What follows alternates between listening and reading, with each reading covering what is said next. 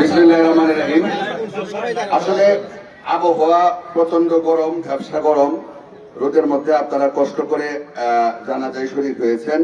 বক্তব্য দীর্ঘায়িত হওয়ার সুযোগ নেই। 11টার সময় আমাদের জানাজা, 11টার মধ্যে আমরা জানাজার কাজ শুরু করব।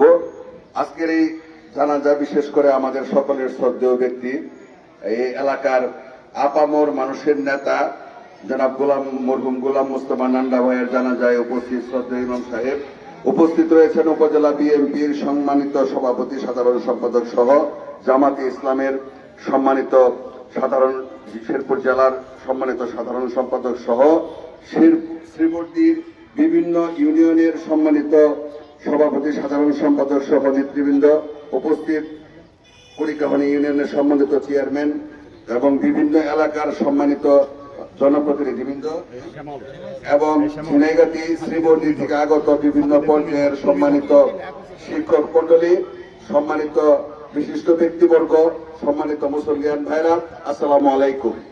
গোলাম মোস্তফা নান্ডা আসলে ওনার সম্পর্কে বলতে গেলে দীর্ঘ সময়ের প্রয়োজন। ইতিমধ্যেই এখানে যারা বক্তব্য রেখেছেন, এর বাইরেও আরো বহু মানুষ ছিল যারা গোলাম মোস্তফা নান্ডা ভাইয়ের সঙ্গে উঠা বসা ছিল এবং দু কথা বলার সুযোগ চেয়েছিল, কিন্তু সময়ের স্বল্পতার কারণে তারা এই বক্তব্য দেওয়ার সুযোগ তারা দিতে পারে নাই। সেই জন্য আমরা সকলে ক্ষমা প্রার্থী। গোলাম মোস্তফা নান্ডা ভাই, ওনার রাজনৈতিক জীবন বিশেষ করে অত্যন্ত বর্ণাঢ্য। সবাই বলছেন উনি শুধু রাজনৈতিক ভাবে নেতা ছিলেন না, উনি এই এলাকার বিশেষ করে শুধু কুড়িকাহানিয়া ইউনিয়ন না, এই অঞ্চলেরই উনি নেতৃত্ব দিয়েছেন। উনি ইউনিয়নের সভাপতি থাকার পরেও আমরা উনাকে বিশেষ করে এই শ্রীবর্দী উপজেলার রাজনীতির, বিএনপির রাজনীতিতে আমরা যে কয়জন নীতি নির্ধারকের পরামর্শ নিতাম, যে কয়জন নীতি নির্ধারকের সিদ্ধান্ত নিতাম, যে কোনো ব্যাপারে আন্দোলন, সংগ্রাম, নির্বাচন, জনগণের সমস্যা, এলাকার উন্নয়ন, সমস্ত বিষয়ে ওনার সঙ্গে পরামর্শ আমাদের করতে হতো এবং আমরা ওনাদের পরামর্শ নিয়েই আমরা কর্মকাণ্ড পরিচালনা করতাম। আজকে হঠাৎ করেই বেশ কিছুদিন আগে উনি জ্বরে আক্রান্ত হয়। জ্বরে আক্রান্ত হয়ে শেরপুর সদর হাসপাতালে ভর্তি হন। এরপর থেকে ক্রমাগতভাবে ওনার শারীরিক অবস্থার অবনতি ঘটে। ওনাকে চিকিৎসা সর্বোচ্চ দেওয়া হয়েছে। শেরপুরে 7 দিন ছিলেন। শেরপুর থেকে পিজিতে স্থানান্তর করা হয়।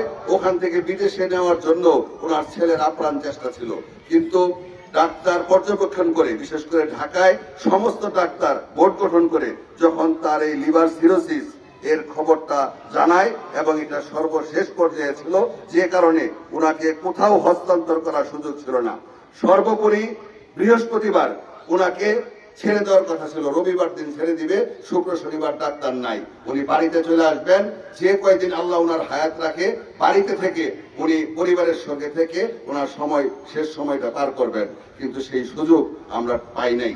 প্রিয় ভাইয়েরা আমার, আজকে উনি সবকিছুতেই সফল ছিলেন।